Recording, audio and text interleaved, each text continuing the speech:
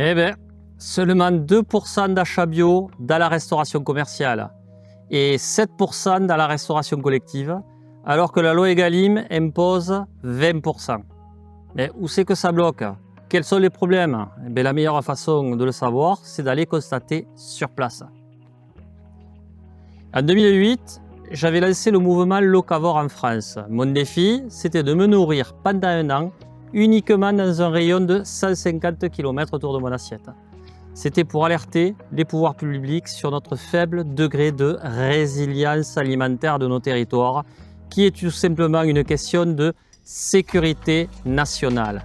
Et produire localement et bio fait partie de la sécurité nationale.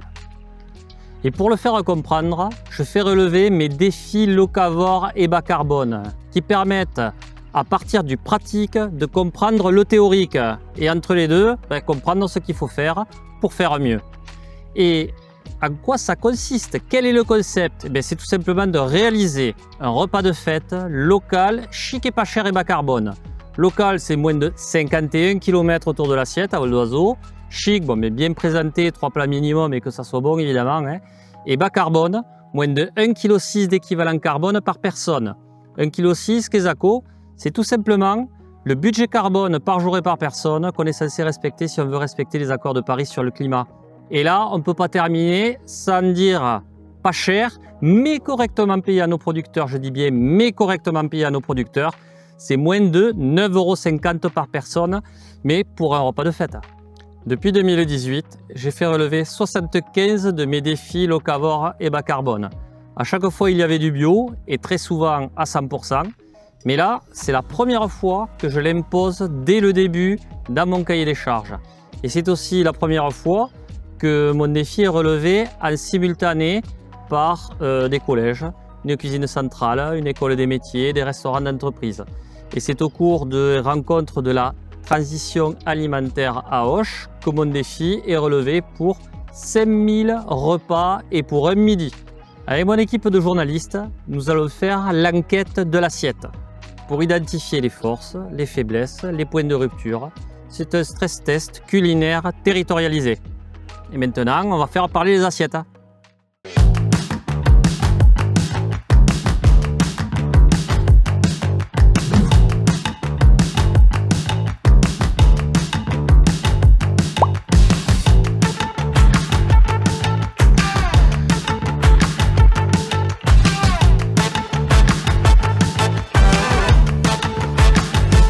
Nous sommes à la cuisine centrale d'Auch où 1500 repas vont être préparés tout en bio, tout en local, tout en bas carbone et à mon avis tout en bon. Et on va voir si Dimitri et Nadège ont bien réussi à relever mon défi.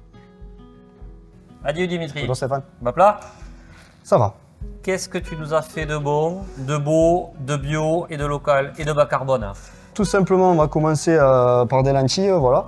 Lentilles avec donc carottes, oignons sués, avec que bio, produits locaux. Ensuite, on vient venir sur le poulet, qui est pareil, qui est bio, alors cuit en 8 ans. Ensuite, nous avons le fromage blanc. Alors, ce fromage blanc, pareil, qui est bio. Tout simplement, on va y incorporer du miel. Est-ce que tu vois une différence entre des produits bio et des produits pas bio, toi dans ton cœur de métier de transformer les produits? Alors moi dans mon cœur de métier, on va trouver un peu de différence, oui, sur déjà la qualité du produit. Ouais. Ça peut être de la qualité visuelle, gustative.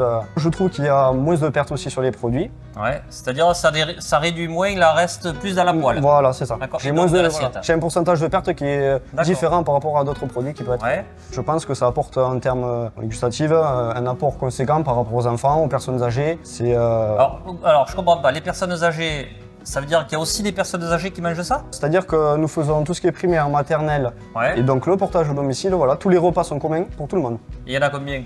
Alors, on est à peu près entre 1400 sur les scolaires et 100 et 115 pour le midi et 40 pour le soir pour les siestes, donc ce qui fait à peu près 1500-1600 repas. D'accord, donc ça veut dire que les personnes âgées mangent aussi des légumineuses? Exactement. Merci Dimitri pour cette merci à toi Stéphane. Bon, toi tu as transformé, maintenant on va voir Nadège, responsable de la cuisine centrale d'Auch, qui va nous expliquer comment en termes d'approvisionnement elle a réfléchi la chose. Adieu Nadège. Bonjour. Ça va? Stéphane, oui, ça va. Bon alors, ce défi locavore et bas carbone et bio, comment tu l'as vécu? Ce défi, très bien. Ouais. On a eu, j'ai envie de dire, que à piocher au milieu de nos lots de circuits courts qui sont en place à la cuisine centrale depuis déjà 3 ans. Ouais. Donc c'est un ensemble de 16 lots qui regroupent plusieurs producteurs locaux à moins de 50 km de la commune d'Auch. Ce marché a été mis en place déjà depuis 3 ans par mon prédécesseur, Monsieur Christian Cousier, qui a fait toute une démarche de sourcing sur le département et sur le territoire pour chercher des producteurs proches de la cuisine centrale. Voilà. D'accord, alors on entend souvent dire que le bio et le local c'est plus cher. Donc là, le coût matière de ce repas, c'est combien, Alors, on est dans une fourchette en fonction du grammage entre 1,80 € et 2 €. Pour ordre de comparaison, le menu de la veille, qui était un rôti de dinde avec des légumes, on est sur la même base tarifaire. Alors que tout est bio et que tout est local. Voilà. D'accord. Et correctement payé au producteur. Oui. Ah bon, non, mais non, sinon ça sert à rien, hein. D'accord. Et au niveau du bilan carbone? Au niveau du bilan carbone, on est sur 1,2 par repas. D'accord. Et vous étiez donc, on vous avait fixé la limite de 1,6. Ça veut dire qu'il y a de la marge. Un petit peu. D'accord. Quelle proposition, quelle piste d'amélioration pour aller encore plus loin, toi, depuis ton poste de responsable de la cuisine centrale? Alors, développer ce lot de circuits courts. Donc ça veut dire pouvoir se détacher pour faire du sourcing. Donc ça veut dire prendre du temps aussi sur son poste de responsable pour prendre la voiture et clairement aller sur le territoire chercher des producteurs. Et aussi une problématique de marché parce qu'on est cloisonné avec la loi nationale au niveau des marchés. On n'a pas les mains libres et il faudrait peut-être un assouplissement de la loi des règles des marchés publics. Ben, merci pour l'accueil et à mon avis le repas il est bon, ça réchauffait tout à l'heure, c'était très bon. Merci. Ça sentait bon. Nous allons maintenant dans le restaurant d'entreprise du Crédit Agricole Pyrénées-Gascogne où Franck, qui s'est vraiment passionné pour ce défi locavore et bas carbone et bio, va nous présenter comment chez Elior il a répondu à ce défi. Adieu. Ma plat. Bon plat. Bon alors, qu'est-ce que tu nous fais aujourd'hui? Eh bien voilà, j'ai tous ces produits. On va travailler ces produits locaux et bio. Ouais. Qui viennent tous autour du... On est dans le restaurant du Crédit Agricole aujourd'hui, ici à Auch. Donc en fait, ça a été sourcé à 51 km maximum autour du restaurant. D'accord. Donc que ce soit le pain, que ce soit les aubergines, le fromage de chèvre, les œufs bio que l'agriculteur nous a amenés ce matin. Ouais. Voilà, la farine. Tout ça, c'est des produits vraiment typiques du coin. D'accord. Et donc, c'était un cahier des charges assez précis. Comment tu l'as vécu par rapport à d'habitude? Par rapport à l'habitude, c'est un peu plus complexe. Parce qu'on a l'habitude de travailler avec des produits locaux, mais sans regarder exactement le nombre de kilomètres d'où ils viennent. Les produits locaux, nous, c'est assez large. On va dire c'est à 100, 200 km. Là, on était à 50 km. Donc, on a dû sourcer des produits beaucoup plus précis. Et du coup, on a adapté les menus par rapport à ces produits. Ça n'a pas été le menu qui nous a défini les produits, c'est les produits qui nous ont défini le menu. Ah, ça c'est intéressant. Ouais, on fait avec ce qu'on a. On fait avec ce qu'on a dans les 50 km, voilà. C'est ça. Et en plus, il fallait que ça soit bio. Fallait que ça soit bio. Et bas carbone. Bas carbone. Alors? Bas carbone, non. Ouais, tu l'as vécu. Comment tu l'as vécu? Pas très bien, parce qu'en fait, au début, on veut vraiment faire plaisir. Donc, on met tous les ingrédients qu'on source dans 50 km. Ouais. Mais on s'aperçoit qu'il y a des ingrédients qui font monter le niveau de carbone énormément sur le repas. Ouais. Donc du coup, on est obligé de les enlever et de jouer sur des produits un peu plus végétalisés, on va dire. Très bien. Et en termes de coût matière, on est à combien? Alors, coût matière, nous, on s'était basé à 5 € le repas. Aujourd'hui, à 5 € de matière, hein, je dis bien. Aujourd'hui, on doit être à 5,20, 5,30. On est un peu plus cher que ce qu'on a pensé. Alors que tout est bio, tout est local, à 100%. C'est-à-dire que tout est local. La richesse reste fixée sur le territoire à 100%. Oui. Et il y a quoi, 20 centimes de plus? Il y a 20 centimes de plus. C'est ridicule. C'est ridicule, oui, je suis tout à fait d'accord. D'accord. Après, la problématique, elle a été surtout au niveau pas du sourcing, parce que le Gers est riche en produits bio. Ça a été plutôt au niveau de se le faire amener sur le restaurant. En fait, il a fallu téléphoner à plusieurs agriculteurs et chacun a amené ses produits. Il est vrai qu'une plateforme centrale aurait été, je pense autant pour eux que pour nous, plus facile. Une plateforme locale qui nous ferait facture unique plus la livraison. Donc voilà, facture unique, livraison et bio et local, c'est quand même l'idéal. La clientèle, ce sont des agents du Crédit Agricole. Oui. Et eux, est-ce qu'ils demandent ou pas? Oui, beaucoup. Ils demandent en quoi? plus, du local. Du local et bio, bien sûr, parce que le bio sur le Gers, c'est très développé, donc local et bio, mais c'est surtout fortement demandé sur le local. Aujourd'hui, en fait, ils veulent savoir d'où vient l'origine des viandes, ils veulent savoir d'où viennent les légumes, ils veulent plus être trompés. Je pense que le consommateur aujourd'hui ne veut plus être trompé, et c'est aujourd'hui ce qu'on leur offre, c'est du local. On est à 35-45%, on va dire sur les crédits agricoles, 35% de local. Et alors, la force de frappe d'Elior, est-ce qu'elle peut contribuer à ça ou pas? Aujourd'hui, oui, Elior, on a embauché quelqu'un en fait qui s'occupe que des filières locales. Aujourd'hui, notre but, c'est de travailler sur le local et de développer une filière agricole.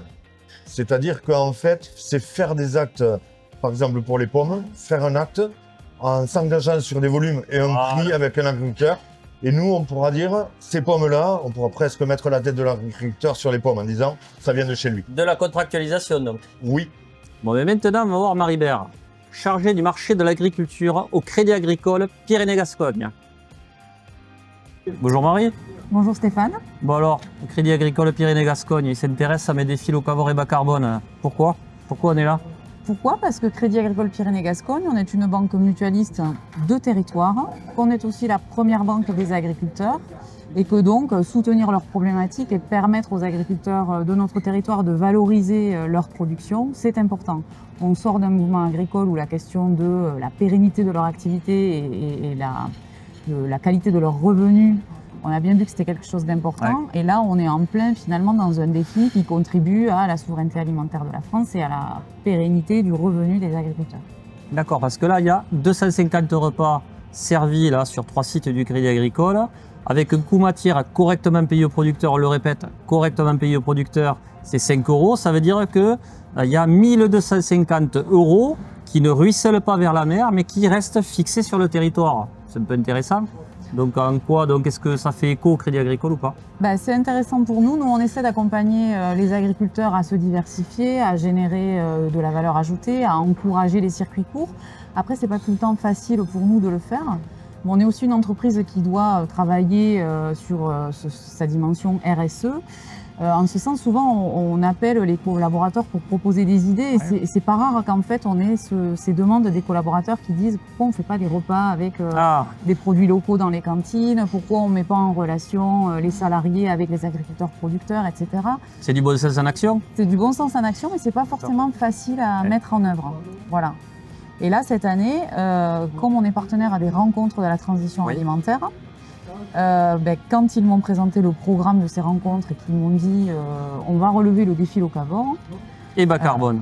Et bas carbone. Et bio. Et bio, voilà. Bon, ce qui est assez naturel dans le Gers, puisqu'on est aussi le premier département bio de France. On s'est dit que finalement, peut-être pourquoi pas nos restaurants d'entreprise sur nos sites de Auch, Tarbes et Sercasté, pourquoi ne pas essayer de relever ce défi? Voilà. Pour montrer l'exemple en fait. Pour montrer l'exemple et proposer des menus. Comment vous dites, chic, bon et pas cher. Local, chic et pas cher et bas carbone et bio. Voilà, et bio. Ça sent bon quoi. Jean-Marie, t'as fini? Non, rentre Stéphane, on va te montrer.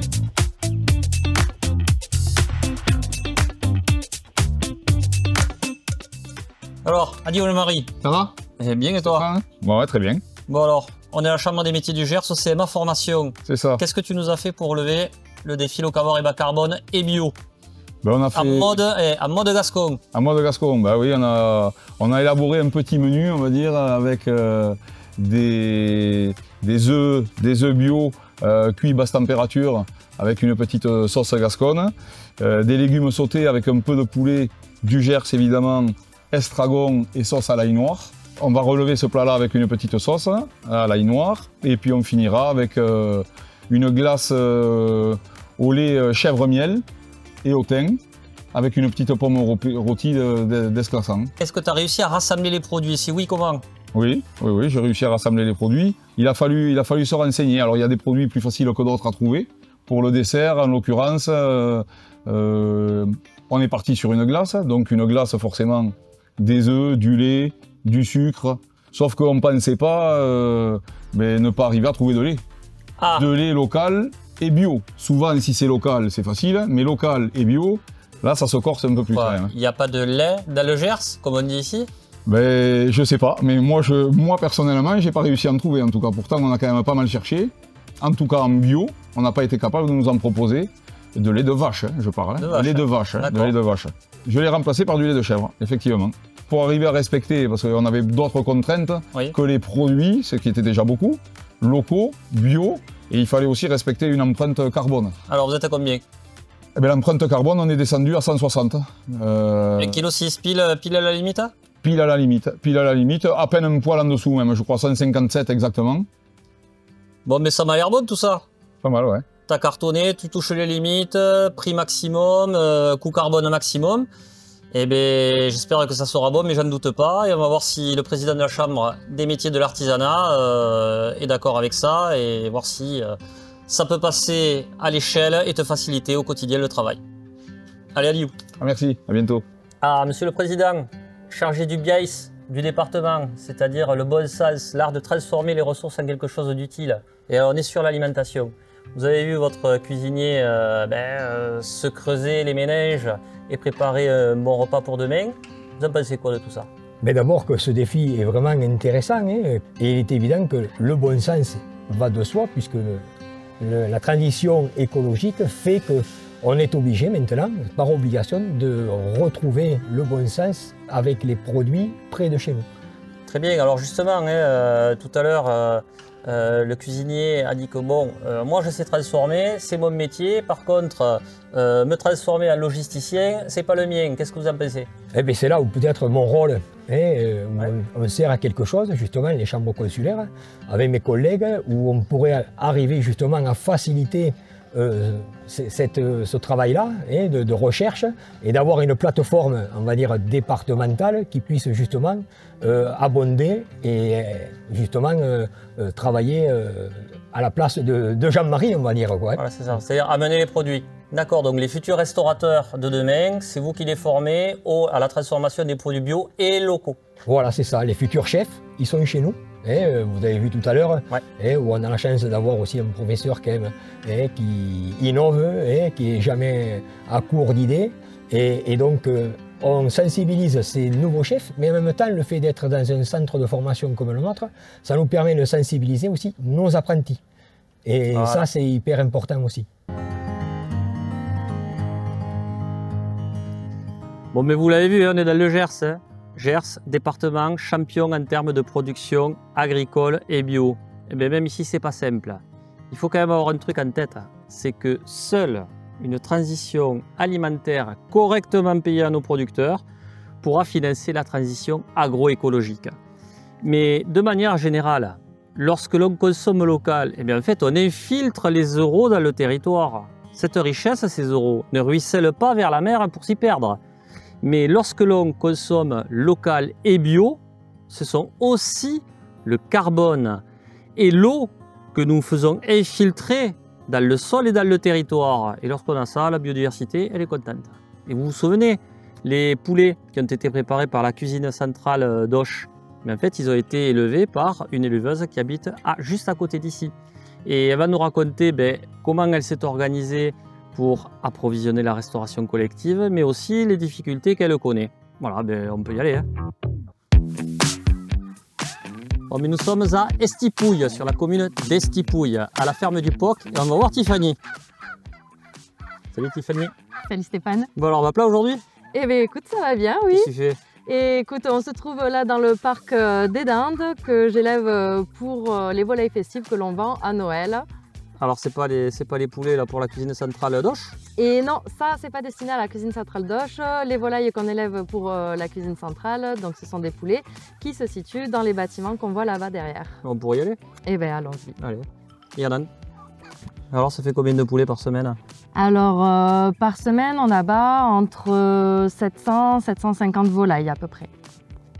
Ça a l'air un peu gros tout ça. Alors oui et non, disons que parmi les petits producteurs, on fait partie des plus gros, mais par contre on est loin derrière les gros producteurs industriels. D'accord, parce que 750 poulets semaine, Ça veut dire que vous êtes combien sur l'exploitation? Elle fait quelle taille? Est-ce que c'est pas trop dense ou autre? Comment vous vous débrouillez? Alors, nous, on est sur une exploitation donc, qui fait 120 hectares parce que notre but, c'est de rechercher une certaine autonomie alimentaire pour nos volailles. Et ensuite, on est quand même assez nombreux à travailler ici. Donc, il faut savoir qu'on est 2 associés. Donc, il y a Simon et moi qui gérons la ferme. Et après, on embauche l'équivalent de 4 temps pleins en plus de nous. 4 temps pleins, mais vous avez l'abattoir ici ou pas? Et non, on n'a pas l'abattoir ici. On a fait le choix en fait de travailler avec d'autres producteurs. Donc on a monté une CUMA sur cet outil d'abattage de façon à partager l'utilisation, les frais, etc. D'accord. Mais tiens, justement, tu vois, en parlant de contrat, là aujourd'hui ça nous manque parce que lorsqu'on travaille avec des restaurations collectives, il nous est déjà arrivé là, à plusieurs reprises de se retrouver du jour au lendemain avec plus aucune débouchée avec certaines cuisines parce qu'il y a changement de chef cuisinier. Et du coup, l'accord verbal qui a été passé avec eux s'arrête du jour au lendemain. Il n'y a pas de suite avec la structure. Et du coup, on se retrouve avec nos poulets sans les ventes qui vont avec. Eh bien, on essaiera de faire remonter ça. Mais ce serait super. Avec plaisir. Écoute, merci beaucoup. Pour l'accueil. Avec plaisir. À bientôt. À bientôt. Bon, allez, maintenant à table. Après avoir suivi les cuisiniers se casser la tête pour respecter le cahier des charges du défi, maintenant on va voir les institutions, les professionnels de l'alimentation, ceux qui accompagnent, ceux qui réfléchissent, ceux qui établissent des plans et qui font des propositions pour identifier les freins, identifier les leviers et dans un monde idéal, savoir comment faire pour améliorer l'approvisionnement alimentaire en local et en bio dans la restauration collective. Comment vous avez vécu ce test de l'effort? Plutôt bien. Plutôt bien. C'est-à-dire? C'est-à-dire, disons que le plus laborieux a été l'approvisionnement des matières premières. Ouais. Voilà, puisqu'il fallait que ce soit dans un rayon de 50 km et que nous, on a des fournisseurs, mais qui sont au-delà des 50 km, donc ça c'était effectivement un peu plus compliqué. Et ensuite, la météo qui malheureusement ces derniers jours n'a pas toujours été favorable pour... Il y a un lien entre météo et agriculture?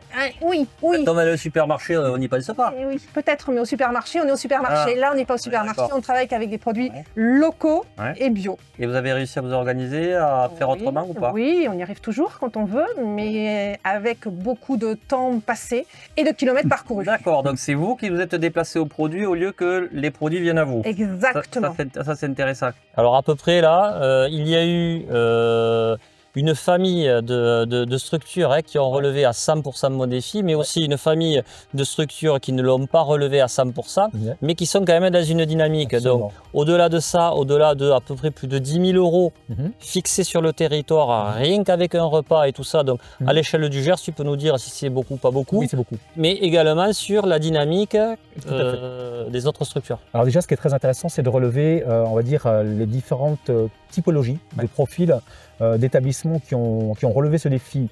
On a à la fois des collèges, et je pense qu'on peut quand même souligner qu'on est quand même très très bien lotis dans le Gers parce que les collèges du département, on dépasse très largement la moyenne nationale en termes de bio. On est à plus de 50% et certainement, je crois, presque 60%. Donc eux nous ont dit tout de suite, banco, on y va.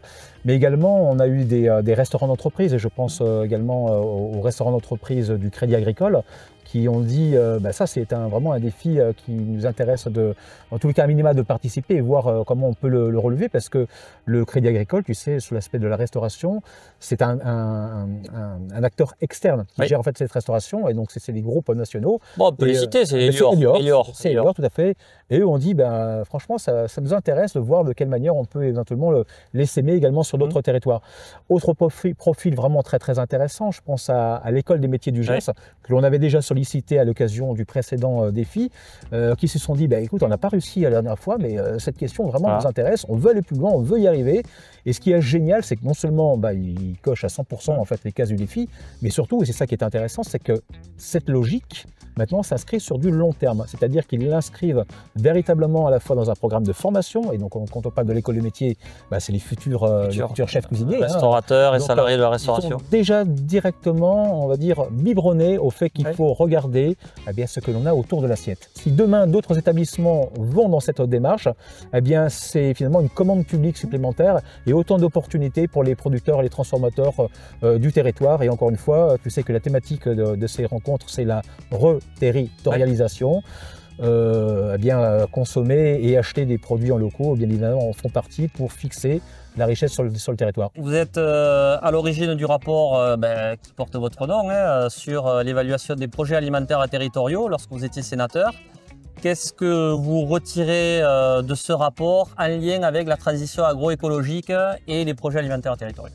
Ce que je retire de ce rapport, c'est que les solutions sont aujourd'hui sur les territoires. On va dire que j'enfonce une porte ouverte, mais je pense que ça se passe à l'échelle des bassins de vie qui sont les territoires. Et ce que je retiens surtout, c'est qu'il faut basculer de la logique projet à la logique de contrat. C'est pas la première fois qu'on entend ça, le mot contrat. Comment vous le développez? Le contrat qui est passé entre l'État, qui est à l'origine des grandes décisions, à l'origine de grandes réflexions, mais qui n'a pas tous les jours les pieds sur les territoires, et les territoires donc sur ce sujet de l'alimentation. Donc une relation gagnant-gagnant, avec un travail sur le temps long, puisque nous ne racontons pas d'histoire quand on parle d'alimentation, on est sur du temps long. Donner des moyens financiers et dépasser la simple logique des appels à projets qui font qu'aujourd'hui on passe beaucoup de temps à gratter du papier pour rentrer dans les bonnes cases, mais une logique de contrat ou sur des objectifs qui sont partagés entre l'État et les territoires avec des clauses de revoyure. On avance sur ce sujet essentiel aujourd'hui qu'est l'alimentation. Cette question de la reterritorialisation de l'alimentation et notamment de l'alimentation en agriculture biologique, vous en tant que député de la Nation, quelle est votre analyse et quelles seraient vos propositions? On est dans le Gers aujourd'hui, département bio, leader du bio en France, donc on est sur le département idéal pour en parler. Au niveau législatif, il y a plusieurs leviers. On a beaucoup agi sur le soutien à l'offre. Il faut continuer, il faut mieux cibler le soutien à l'offre et accompagner nos agriculteurs bio, notamment sur des dispositifs comme des MAEC bio, de manière à avoir aussi une aide au maintien en bio. Il est nécessaire que nos agriculteurs, de cette période un peu plus compliquée, on puisse leur permettre de rester en bio. Mais d'ailleurs aussi, on a besoin d'adapter nos exploitations. Ça veut dire que dans les transmissions d'exploitation, aujourd'hui, on voit très bien qu'on a des exploitations avec un certain format, ici dans le Gers polyculture élevage, et que derrière, on a besoin de développer des ateliers. Donc la notion de diversification, restructuration des exploitations pour installer des ateliers plus spécialisés sur des productions locales, en lien avec des débouchés locaux et déterminantes. Et là, on a besoin aussi d'aide. Et donc, moi, je me permets chaque année de déployer des amendements pour obtenir des budgets pour accompagner cette transition d'une exploitation conventionnelle à une exploitation qui est plus en lien avec les besoins de nos territoires. Aujourd'hui, on fait le constat que le bio en restauration, c'est quand même 9% du marché de la bio. Un potentiel de développement conséquent pour la production française en mal de débouchés. Aujourd'hui, c'est 786 millions d'euros d'achats en restauration stade gros, 484 millions pour la restauration collective et 302 millions d'euros pour la restauration commerciale, avec des enjeux très importants, la loi Egalim, avec un objectif de 20% de produits bio en restauration collective, ce qui représente un marché de 1,5 milliard d'euros. Et si on fait un petit calcul rapide, si les 200 000 restaurateurs achetaient quotidiennement pour 8 € de produits bio, on aurait un marché potentiel de 1,5 milliard d'euros. Donc 2 milliards d'euros pour la filière, possible et atteignable. La loi Egalim, elle est déjà quand même super. Enfin, on peut voir qu'elle met en place déjà pas mal de choses, parce qu'on peut voir le verre à moitié vide ou le verre à moitié plein. Nous, on aime bien regarder le verre à moitié plein. Et en fait, on voit qu'elle met en place énormément de... Il y a pas mal de sites qui la mettent en place. Mais elle n'est pas vraiment contrôlée. En fait, si tu la respectes pas, finalement, nous, tous les établissements du label la respectent. Mais elle pourrait être respectée plus. Donc, si je comprends bien, pour l'instant, par rapport à la loi Egalim, il n'y a ni carotte ni bâton. Et toi, tu verrais quoi? Eh ben, nous, on a des carottes, on les distribue. C'est valoriser les établissements, et de manière générale, c'est valoriser les établissements qui travaillent bien. Et le bâton, ben, ça serait peut-être pas un bâton au sens propre, mais en tout cas de contrôler réellement la commande publique, elle a cet impact-là, qu'elle agit vraiment, et d'inscrire dans les textes véritablement qu'elle doit vraiment s'engager dans des démarches durables. Il faut une nouvelle loi Egalim qui va plus loin. Aujourd'hui, on donne juste des obligations aux collectivités, notamment pour la restauration collective, de 20% de produits bio dans la restauration collective. Ouais. C'est bien, je salue cet engagement dans la loi, mais derrière, pour qu'il soit respecté, il faut aussi aider les collectivités. On ne peut pas avoir un discours contradictoire en exigeant quelque chose des collectivités, en restreignant leur budget et de l'autre côté, en attendant qu'elles se mobilisent. Donc on a besoin aussi de leur donner du budget pour tenir ces engagements et aider à constituer des filières derrière, parce que derrière il faut développer des producteurs locaux qui eux vont pouvoir approvisionner ces structures. Au milieu de tout ça, on a aussi des sujets comme les PAT sur lesquels on va devoir investir pour leur donner une légitimité législative et des budgets aussi, parce que le PAT, c'est le territoire qui se prend en main pour se structurer entre les producteurs, les collectivités, le citoyen. Je crois que c'est une bonne échelle. Maintenant, au bout de 10 ans, ce qu'on se rend compte, c'est qu'on souhaite vraiment massifier la transition. C'est bien, on a plein de petits acteurs, on a 3200 cantines qui sont engagées dans la démarche, c'est super. Mais il y en a 80 000 en France, et la consommation, voilà, si on veut un petit peu avoir un impact sur tout ce qu'on vit, il faut vraiment changer d'échelle. Et ce qu'on voit, ce qu'on a prouvé dans déjà une étude scientifique, c'est que, et de nombreux acteurs le disent aussi, c'est qu'il y a quand même 2 acteurs qui sont clés dans le système de la restauration collective. C'est le cuisinier, celui qui est le technicien en général, de manière, il n'y a pas que le cuisinier d'ailleurs, il y a les techniciens en général, et l'élu politique. Et alors, quand ces deux-là parlent le même langage, se comprennent, ce qui peut être nous le label, tu vois, se comprennent bien, on voit que quand même, ils agissent mieux. Et ce qui est super chouette, ce qu'on peut voir, c'est que c'est des vrais dynamiseurs de territoire. Au-delà du bio, c'est vraiment une dynamique de territoire qui vont enclencher. D'accord. Au collège de Ligny-en-Corbière, c'est quoi ta recette pour que ça marche? La recette pour que ça marche, c'est, je pense, aussi beaucoup communiquer. Donc au départ du projet, expliquer à l'équipe de direction, expliquer aux gestionnaires ce qui allait se passer, vers quoi on allait, la transformation, les freins, les leviers, etc. Et de beaucoup communiquer, donc communiquer vers la direction, mais communiquer au sein de l'établissement, communiquer envers les enfants, envers les parents, et expliquer vraiment le sens de la démarche, vers quoi on va. On sait que les habitudes alimentaires sont très difficiles à changer, donc je pense qu'il y a vraiment un effort de communication, encore une technique, ou en tout cas un atout de plus pour ces cuisiniers-là, d'aller animer, d'expliquer vraiment ce qui se passe et de porter ces projets-là. Et ton équipe là de cuisine, elle est fière de faire ce qu'elle fait ou pas? Elle est fière et cuisiner, on va passer à ces étapes-là et se mettre à cuisiner, forcément ça revalorise le travail des personnes. Et donc bien sûr que oui, au début c'était compliqué, bien sûr que oui, là aussi il a fallu beaucoup communiquer, beaucoup expliquer. Mais quand on rentre dans la démarche et quand on voit les résultats, ça valorise tout le monde et l'équipe, bien sûr que oui, l'équipe avec moi, elle est valorisée aussi. D'accord, donc si on doit résumer, du local, du bio à la cantine, c'est bon, c'est pas plus cher et on en est fier. Complètement, c'est ça, tout à fait. Bon alors, il paraît que le Gers est assez en pointe sur le bio et le local. Est-ce que c'est parce que les cuisiniers que vous recrutez savent qu'ils vont cuisiner et pas forcément faire de la logistique? C'est une légende ou c'est une réalité? Alors en tout cas, ce qui est vrai, c'est que notre part d'approvisionnement en bio et en local augmente fortement chaque année. Là, on a 3 collèges en 100% bio et on a dans la moyenne de nos établissements, on est à 65% bio, 65% de local. Donc, on a réussi à passer un peu le plafond de verre qu'on a pu avoir pendant un temps sur du 30% de bio. Voilà, c'était un peu le chiffre. Et maintenant qu'on a dépassé ça, effectivement, notre objectif à nous, c'était d'écrire un vrai projet de restauration. Et donc, quand on cherche des cuisiniers, des chefs cuisiniers, on leur présente le projet de restauration et on essaye, dans la mesure du possible, d'embarquer des gens avec nous qui ont envie de porter avec nous ce projet de restauration vers de la qualité. Donc effectivement, quand on recrute des personnes, ils savent qu'ils vont venir, qu'ils vont cuisiner, passer du temps en légumerie, c'est plein de choses. Ça avec quelle sauce ils vont être mangés, quoi. Exactement, et surtout notre objectif, c'est que tout le monde se sente bien au travail et de redonner du sens à ce métier de cuisinier qui, pour certains, s'était essoufflé un petit peu sur la thématique restauration collective très traditionnelle. La particularité de ce défi, effectivement, c'est de poser un diagnostic, mais c'est aussi de réunir des professionnels. Et c'est aussi parfois d'imaginer et de montrer à d'autres acteurs que c'est possible de travailler ensemble et d'imaginer aussi de co-construire des événements pour la suite. On a commencé avec les chefs de cuisine. Ensuite, on est allé voir une éleveuse. Ensuite, on a interrogé les acteurs de l'alimentation du territoire, ce que j'appelle le microbiote alimentaire du territoire. Et qu'est-ce qu'on peut en retenir? C'est qu'en planifiant les achats au juste prix à nos producteurs, cela constitue un filet de sécurité économique pour nos producteurs. Et avec ce filet de sécurité économique, ils vont pouvoir financer la transition agroécologique. Mais cela constitue également un filet de sécurité alimentaire pour nos territoires, la sécurité alimentaire qui est un maillon de notre sécurité nationale. Mais il y a également une dépendance moindre aux importations d'engrais et de produits phytosanitaires.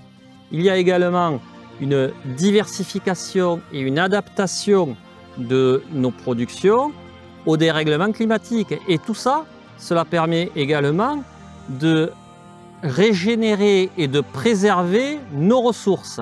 Et si on prend juste l'exemple de ce midi où 5000 repas ont été servis avec mes critères, imaginez les 10 000 € qui ont été fixés sur le territoire uniquement ce midi, s'ils étaient répétés sur les 200 jours ouvrés de l'année, cela permettrait de fixer tout simplement 2 millions d'euros sur le territoire juste avec ces acteurs-là. Donc je ne sais pas, mais vous, les professionnels de la restauration collective et dans les restos, où c'est que vous en êtes ?